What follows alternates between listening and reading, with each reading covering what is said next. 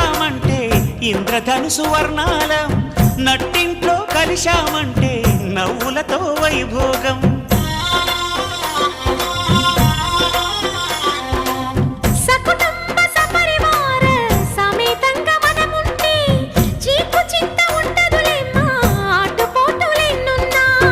అటుకులు తాళింపు చేసిన అరుగులపై అందరూ కలిసి సరదాగా అవి తింటుంటే పరులెరుగని పరవశమెంతో.